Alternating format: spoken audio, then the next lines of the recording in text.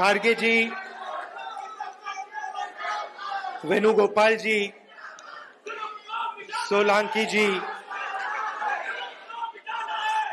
तारिक कर्रा जी, गुलाम अहमद मीर जी, विकार रसूल जी, रमन भल्ला जी, ताराचंद जी, रंधावा जी, कांग्रेस के हमारे सब लीडर्स और कार्यकर्ता, आप सबका यहां बहुत बहुत स्वागत, नमस्कार।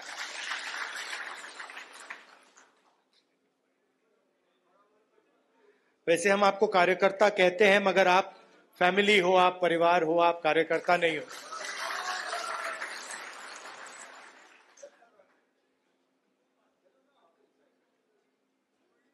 अलग अलग स्टेट्स में चुनाव हो रहे हैं। जैसे ही हमें पता लगा कि चुनाव होने वाले हैं, तो खारगे जी और मैं मिले और हमने तय किया, दोनों ने तय किया कि हमें सबसे पहले यहां जम्मू और कश्मीर आना चाहिए, क्योंकि हम जम्मू और कश्मीर के लोगों को और हिंदुस्तान के हर स्टेट के लोगों को मैसेज देना चाहते हैं कि हमारे लिए जम्मू और कश्मीर के लोगों का रिप्रेजेंटेशन, उनका स्टेटहुड सबसे जरूरी चीज है।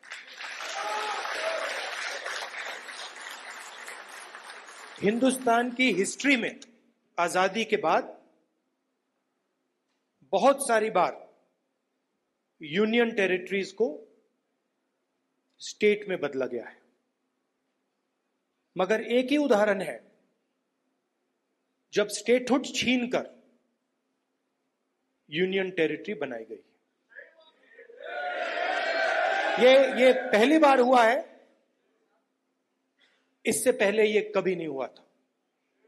और हम ये मैसेज देना चाहते हैं कि जम्मू और कश्मीर के जो लोग हैं, उनका रिप्रेजेंटेशन जरूरी है, हमारे लिए जरूरी है और देश के लिए जरूरी है। इसीलिए हम सब मिलकर यहां पहले आए हैं।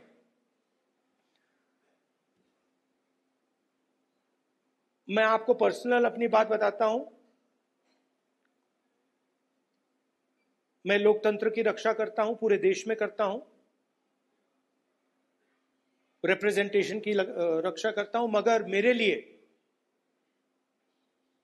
जो जम्मू और कश्मीर के लोगों के दिल में दर्द है, दुख है, डर है, उसको मिटाना मेरा लक्ष्य है। ये मेरे लिए पॉलिटिकल बात नहीं है, ये और गहरी बात है जो आपको सहना पड़ता है, जिस डर में आप जीते हो, जो दुख आपको होता है, इसको मैं, खारगे जी, पूरी कांग्रेस पार्टी हमेशा के लिए मिटाना चाहते हैं। कल शाम को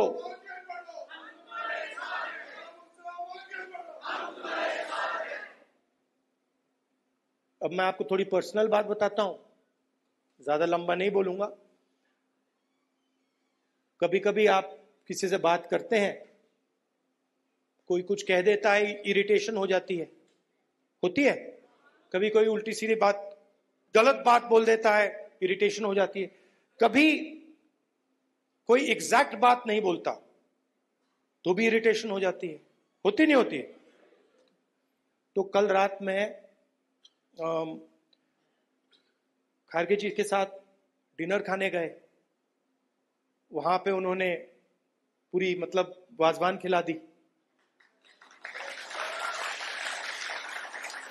अब खारगे जी की मुश्किल है, वो केरला गए थे, उनका वहां पे ट्रीटमेंट हुआ। अब खारगे जी नॉन वेजिटेरियन है, मगर डॉक्टर ने उनको कह रखा है कि भैया आपको 15 दिन वेजिटेरियन खाना खाना है। तो कल वाजवान का मजा नहीं ले पाए।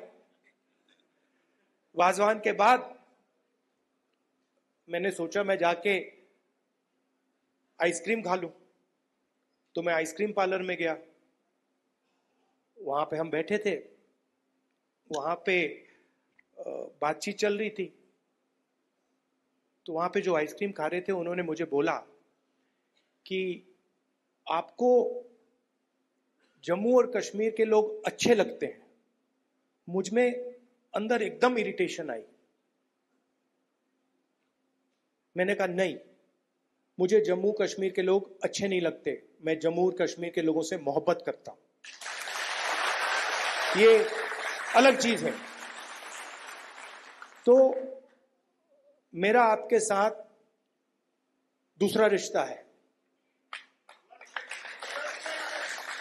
इस बात को मैं मतलब हर बार यहां आता हूं, ये मुझे और गहराई से समझ आती है।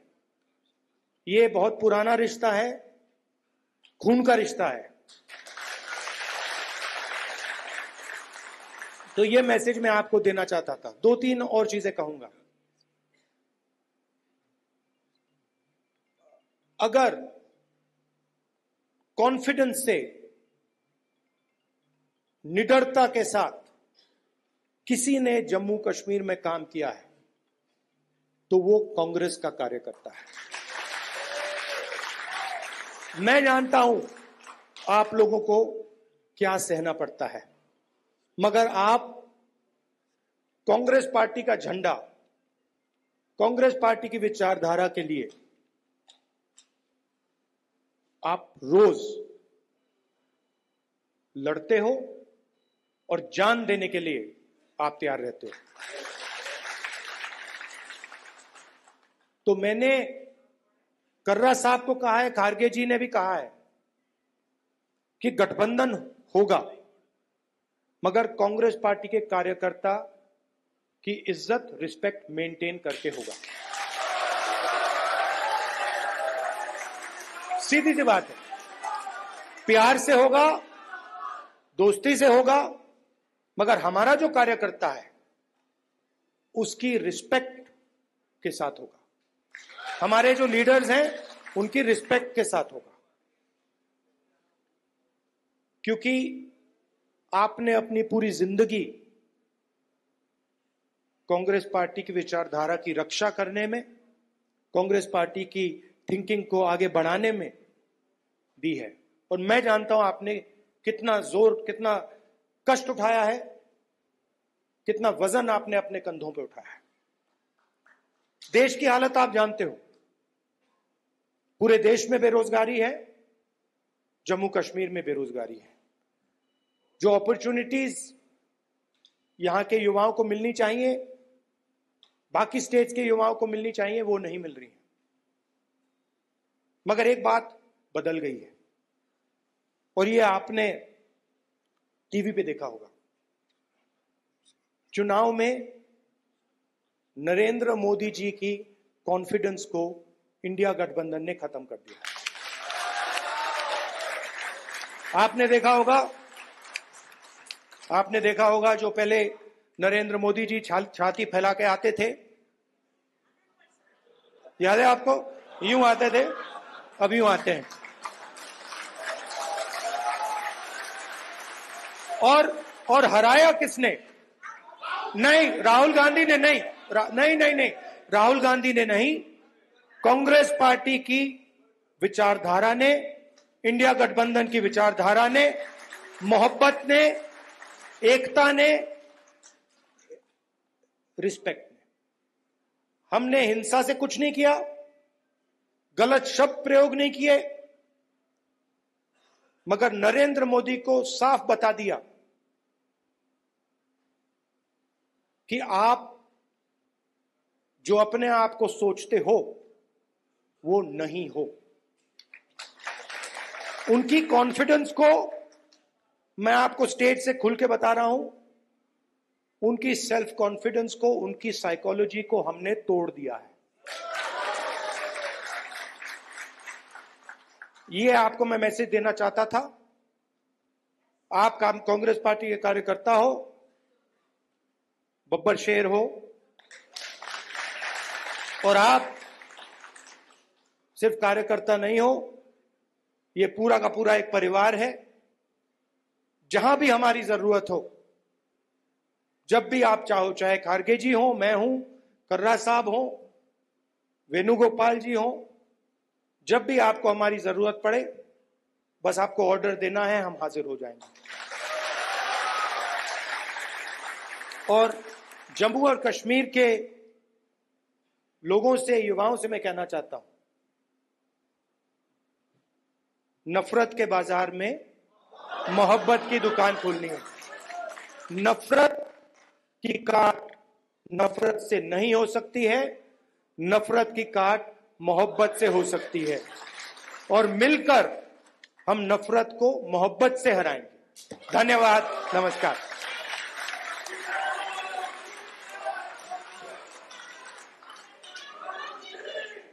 शुक्रिया। Thank you, thank you, thank you.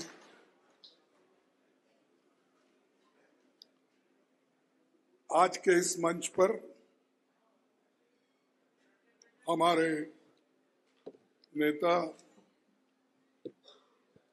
Opposition party के मुखिया, सबके चाहते श्री राहुल गांधी जी,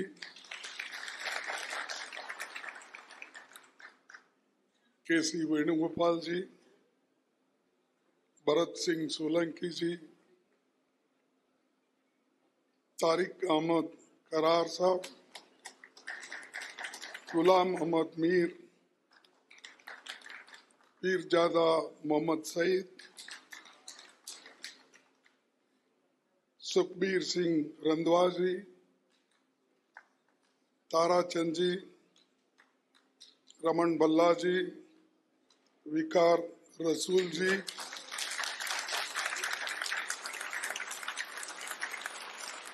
मनोज यादव जी, सचिन राव, एंटोनी और शाहनवाज जी, मंच पर बैठे हमारे सारे नेता, मुखिया, और यहाँ पर पधारे हुए मेरे भाइयों, बहनों और मीडिया के मेरे दोस्तों, मैं अपने कार्यकर्ताओं से बात करने से पहले मैं कहूंगा कि जम्मू कश्मीर की चुनाव अगर हम जीतेंगे तो सारा हिंदुस्तान हमारे कब्जे में आएगा।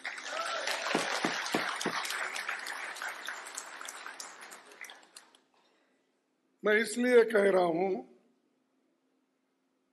कि राहुल जी भी उन्होंने स्पष्ट कहा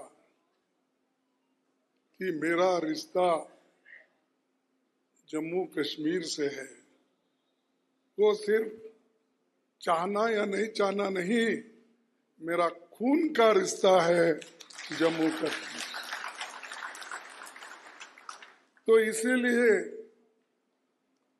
हमारी अपेक्षा है कि जम्मू कश्मीर इस आने वाले चुनाव में जरूर हमारे साथ देगा। पूरी आपको ताकत लगानी पड़ेगी। और ये चुनाव, यहाँ पर तो 3 चरण का चुनाव हो रहा है। ये बीजेपी हमेशा तय करती है कि किस जगह से इलेक्शन शुरू करना, किस ढंग से अपने लोगों को चुन के लाना, और उनका सारा गुस्सा कांग्रेस के ऊपर है, दूसरे पार्टियों के ऊपर नहीं है, क्योंकि दूसरे पार्टियां लड़ती ही नहीं, और लड़ने वाला एक ही बहादुर शख्स है, वो राहुल गांधी जी। तो इसीलिए डरने वालों का साथ मत दो। जो डरते हैं वो मरते हैं। और जो तुम्हारे साथ रहेंगे, हम लोग, हमारी पार्टी आपके साथ है और साथ रहेगी। ये नहीं कि सिर्फ हमारे को वोट के लिए आप चाहिए, हमें इस देश को बचाने के लिए आपके वोट चाहिए और आपके यहाँ के कल्चर को बचाने के लिए, यहाँ के लोगों के हकूक को बचाने के लिए और यहाँ के लोगों के स्वाभिमान को बचाने के लिए ये वोट, ये चुनाव की जरूरी है। तो भाइयों, मैं आपसे यही उम्मीद करता हूं कि ये जो चुनाव बहुत इम्पोर्टेंट है और मैं यहाँ पर आया था 1972 में, जब मैं चुन के आया पहली बार, तो यहाँ पर गुलबर्ग में देखने आया था। उस वक्त तो पहला इलेक्शन था, तो सब लोग टूर पे आए थे, तो उस वक्त कश्मीर को विजिट करा था। उसके बाद फिर मिनिस्टर होके पीर पंजाल और वैष्णव देवी, वो रेलवे भी हमने यूपीए गवर्नमेंट में बना के दी। चाहे वो अपने मोदी जी कितना भी क्रेडिट लेने दो, वो सिर्फ बात बहुत करते हैं, काम नहीं करते। हमने काम करके दिखाया, सोनिया गांधी जी ने काम करके दिखाया, यूपीए गवर्नमेंट ने काम करके दिखाया। मनमोहन सिंह जी कम बोलते थे, ज्यादा काम करते थे, लेकिन ये बहुत बोलते हैं, काम कुछ नहीं करते, कम करते नहीं, कुछ नहीं करते। तो यहाँ जी पहली बार राहुल गांधी जी की भारत जोड़ो यात्रा का समापन मुझे बहुत अच्छा याद आता है। 30 जनवरी 2023 को गांधी जी के 75वें शहादत दिवस पर श्रीनगर में आयोजन हुआ था। आप सबको याद है, विपक्ष के सभी बड़े नेता यहाँ मौजूद थे। बर्फबारी की बीच सभा हुई। मैं ये टोपी उसी वक्त खरीदा था, इस टोपी से मेरे को जीत मिली, इसीलिए मैं ये टोपी, भाई गर्मी में टोपी डाल के आया, ये क्या बोल के आप समझेंगे। उस वक्त, इस वक्त गर्मी है, लेकिन उस वक्त बर्फ ही बर्फ था और हमने राहुल जी के नेतृत्व में जीते। और आप देखेंगे, एक फोटो भी है, हम दोनों मिलके ठहरे हुए हैं बर्फ में। तो इसीलिए जो भारत जोड़ो की यात्रा खत्म हो गई, वो कश्मीर में बर्फ के साथ। और दूसरी चीज, ये श्रीनगर में आयोजन के बाद फिर राहुल गांधी जी मणिपुर से अपना महाराष्ट्र तक, मुंबई तक अपनी यात्रा की। जिस मणिपुर में वो खुद गए, प्रचार करे, लोगों से मिले, पादयात्रा किए, उसके बाद मुंबई में उसका वो कार्यक्रम खत्म हुआ। हिंदुस्तान में एक ही व्यक्ति है जो मणिपुर विजिट करके वहां के महिलाओं का, वहां के बच्चों का, वहां के लोगों का, वो जो लोग घर बार सब जिनका लुट गया था, जल गए थे, उनको अगर कोई मिला, वो राहुल गांधी जी ने मिला। मोदी आज तक नहीं गया डर के। सुने नहीं, सुने आप मोदी जी गए थे वहां? नहीं, क्यों नहीं गए? डर गए। तो ये मोदी का असल अवतार है। और चुप्पी बोलते रहता, मेरी 56 इंच की छाती है, वो है, फलाना है, और 400 पार की आंकड़े लेके आया था, 200 पे सिमट गया। हाँ? और उस व्यक्ति की घमंड टूट गई। और आज पहले तो ऐसा वैसा ऊपर ही देखता था, नीचे नहीं देखता था। अब देखिए आप ऐसा ऐसा करते रहते। तो मैं इसलिए बता रहा हूं, घमंड नहीं करना। घमंड तोड़ने वाले, डेमोक्रेसी में घमंड को तोड़ने वाले जनता है। तुम कितना भी करो। इसीलिए मैं अभी हमारे इन्होंने अध्यक्ष जी ने बहुत शेर शायरी की, ये मुशायरा ही समझा था मैं। उनका जब भाषण शुरू हुआ तो मैं समझा भाई बड़ा मुझमें मुशायरा भी है क्या, समझा तो स्वागत की। सर मैं एक ही बात बोलूंगा, मंजिल बहुत दूर है, रास्ता बड़ा कठिन है। मंजिल बहुत दूर है, रास्ता बड़ा कठिन है, फिर भी हमें पहुंचना है। दिल मिले या न मिले, कम से कम हाथ मिला के तो चलना है।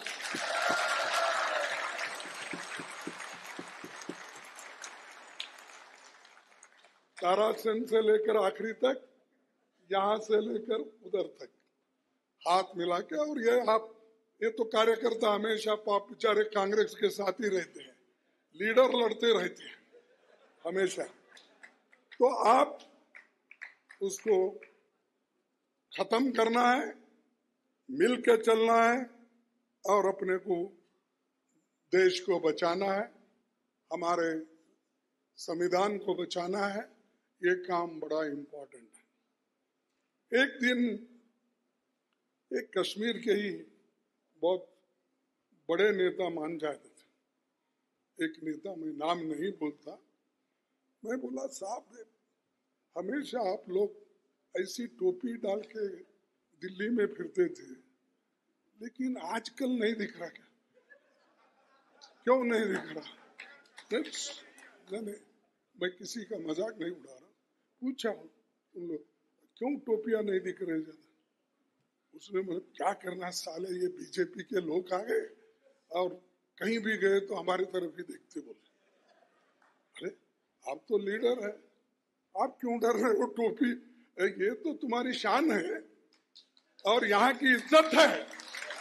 जो आदमी अब टोपी डालने के लिए डरता है वो तुम्हारी हिफाजत कभी भी नहीं करता।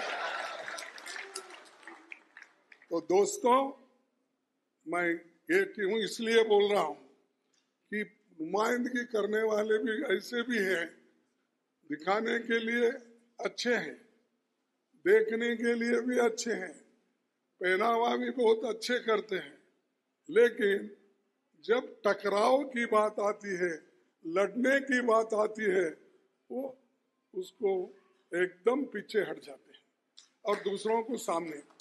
और ऐसे जोर से पुकारने वालों में भी बहुत से लोग हैं। राहुल जी आप आगे बढ़ो, तुम पीछे रहते हो। अरे साथ में रहो ना, हम साथ में रहेंगे बोलो। मैं बहुत जगह देखा, राहुल जी आप आगे बढ़ो, हाँ साथ रहो, पीछे मत रहो, क्योंकि तुम पीछे रहे, तुम पीछे से हमको ढकलेंगे, क्या करें मालूम नहीं होता। तो इसलिए आपको मैं यही कहूंगा कि ये चुनाव बहुत इम्पोर्टेंट है और मुझे आशा है कम से कम हम लोग 40-45 सीट तो जीतने का, हमको जीतने का एक सर्वे मिला है और वो सर्वे ये कहता है सबसे ज्यादा अगर किस पार्टी के तरफ रुझान है तो वो कांग्रेस के तरफ रुझान है। और ये भी हमको मिला कि कौन पॉपुलर लीडर इस जम्मू एंड कश्मीर में है, वो राहुल गांधी जी है। ये आप लोगों ने बताया, मैं इसलिए नहीं बोल रहा हूं, मेरे सामने है, उनको खुश करने के लिए। मुझे कुछ होना नहीं, देना नहीं, मैं जो कुछ है देते ही जा रहा हूं, मैं लेने का सवाल नहीं। तो क्यों इसलिए बोल रहा हूं कि जो पॉपुलर लीडर है उसके पीछे जम्मू एंड कश्मीर है। और आज वो पूरा अपना जीवन, अपना यूथ पूरा देश के लिए समर्पित किया। और भाइयों, दूसरी बात यह है कि बहुत से वायदे हमारे मोदी ने किया होगा। अभी भी एक एक फोटो वहां यहाँ है जहाँ सरकारी कामों के पॉलिसी के लगा के फिर रहे, लेकिन अब ज्यादा इधर नहीं आ रहे। पहले आते थे और यहाँ के लेफ्टिनेंट गवर्नर वो ये जो भी उनके चेले चपाटे हैं, तो वो लोग भी बहुत यहाँ पर कानून छोड़ के काम करते हैं और लोगों को डराते हैं और संविधान को तोड़कर काम करते हैं। तो इसीलिए जो लोग संविधान तोड़कर चलते हैं उनको भी सबक सिखाना है। सिखाएंगे सिखाएंगे। तो भाइयों, उनको भी सबक सिखाना है, झूठ बोलने वालों को भी, क्योंकि मोदी जी तो जितना झूठ बोलते हैं उसकी कोई हद नहीं। मैं तो हमेशा बोलता हूं उनको, ये तो झूठ का सरदार है, ये झूठों का सरदार है, तो इसी के ऊपर भरोसा मत करो। अगर भरोसा करके जीने का सीखेंगे तो आप खत्म हो जाएंगे। अगर कोई इस देश को बचाएगा वो सिर्फ कांग्रेस पार्टी बचाएगी और कोई नहीं। और मैं आगे आपको कहूंगा कि आपके हकूक के लिए राहुल गांधी जी लड़ेंगे, हम लड़ेंगे, हमारे साथियां पूरे लोग लड़ेंगे। आपके जमीन, जंगल, सारी चीजों की हिफाजत करने का पूरा काम हम करेंगे। और उसी लिए पार्टी हमेशा कुर्बानी देते आई है। हमको नुकसान भी अगर कहीं हुआ तो भी हम जनता के साथ खड़े होते हैं, लोगों के साथ खड़े होते हैं। हम कभी भागने वाले नहीं हैं। इसीलिए मैं आप तमाम लोगों से फिर एक बार गुजारिश करूंगा कि मोदी के 9 साल के शासन में 2350 आतंकी घटनाएं हुई। 2350 आतंकी घटनाएं हुई। केवल 377 नागरिकों को और अपनी जान गंवाना पड़ा। इतना बहुत बड़ा ये जो कुर्बानी हमारे जम्मू कश्मीर के लोग कर रहे हैं, और मेरे शब्द नहीं है, मैं थोड़ा आपको बताऊंगा। जो गवर्नर सतपाल मलिक थे ना, यहाँ थे सतपाल मलिक थे, उन्होंने क्या कहा सुना कि कैसे एक आरएसएस बीजेपी नेता जो जम्मू कश्मीर के इंचार्ज थे, उन्होंने उस दौरान मोदी साहब के करीबी मित्र की कुछ फाइलें क्लियर करने के लिए करोड़ों रुपए की घूस का ऑफर दिया था। इसका खुलासा खुद गवर्नर साहब ने किया, पर सीबीआई जांच अभी नहीं हुई। अरे तुम्हारा गवर्नर कहता है और तुम उसकी जांच नहीं करते हो। और कोई पार्टी अगर डेमोक्रेसी बचाने के लिए काम करती है तो आप उसके लोगों को ईडी में डालते हो, सीबीआई में डालते हो, सीईसी में डालते हो, इनकम टैक्स की धाड़ लगाते हो। अरे तुम्हारे चोर तो तुम्हारे बगल में बैठे हैं और चोर को ढूंढ रहे बाहर। तो ये है, ये हमेशा इनका ऐसा ही होता, मुख में राम बगल में छुरी। तो ये करते फिरते हैं, फिरने दो। मैं ज्यादा आपका वक्त नहीं लेना चाहता हूं।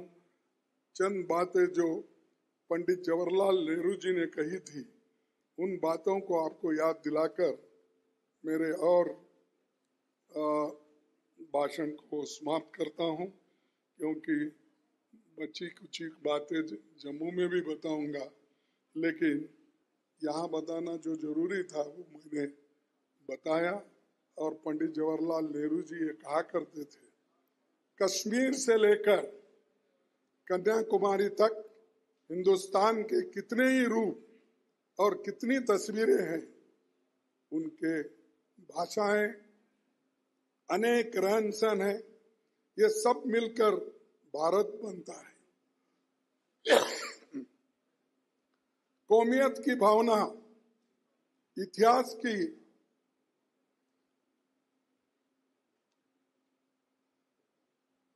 मैं फिर एक बार शुरू करता हूं।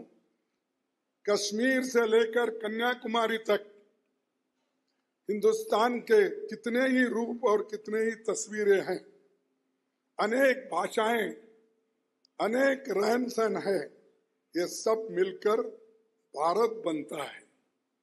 कौमियत की भावना इतिहास की पुकार है, कौमियत की भावना इतिहास की पुकार है, यही हमें सबसे मजबूती देगी। ये पंडित जवाहरलाल नेहरू जी उस वक्त की। अब भाई यूनिटी इन डाइवर्सिटी, अनेकता है, एकता उसी में। लेकिन यहाँ मोदी जी तोड़ फोड़ सब करके पार्टियों को भी तोड़ते हैं, लोगों को तोड़ते हैं, धर्म को तोड़ते हैं, सबको तोड़ने का काम करते हैं।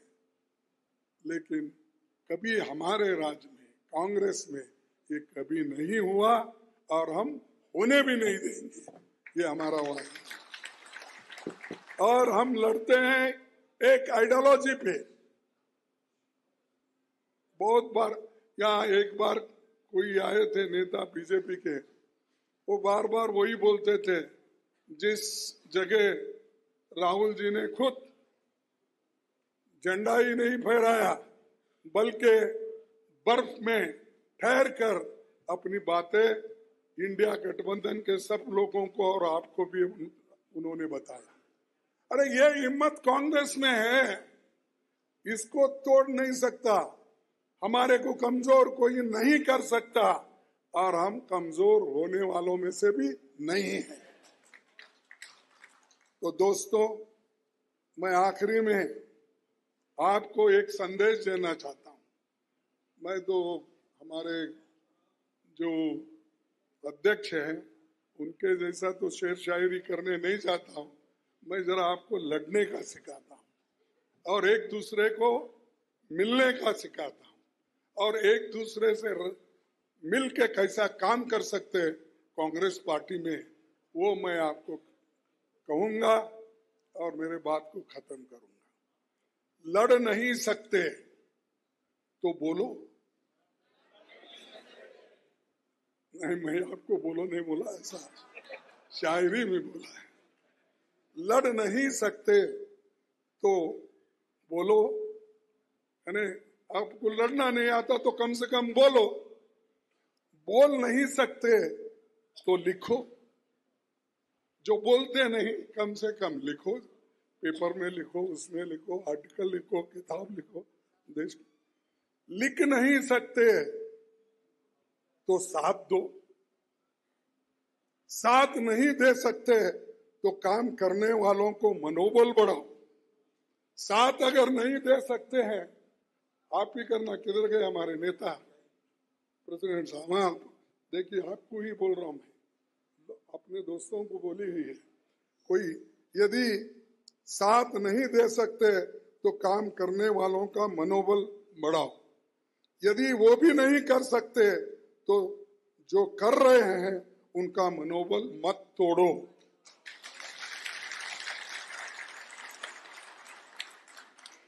क्योंकि वो तुम्हारे हिस्से की लड़ाई लड़ रहा है। यदि वो भी नहीं कर सकते तो जोर कर जो कर रहे हैं उनका मनोबल मत तोड़ो, क्योंकि वो तुम्हारे हिस्से की लड़ाई लड़ रहा है। हमारा कार्यकर्ता तुम्हारी हिस्से की लड़ाई लड़ रहा है। इसीलिए हमारे लीडरों को मैं यही कहूंगा इस मंच से कि आप एक होकर मजबूती के साथ लड़ो। पार्टी आपके साथ है, राहुल जी आपके साथ है, हम सब आपके साथ हैं। इतना कहते हुए मेरे 4 शब्दों को समाप्त करता हूं। जय हिंद, जय कश्मीर।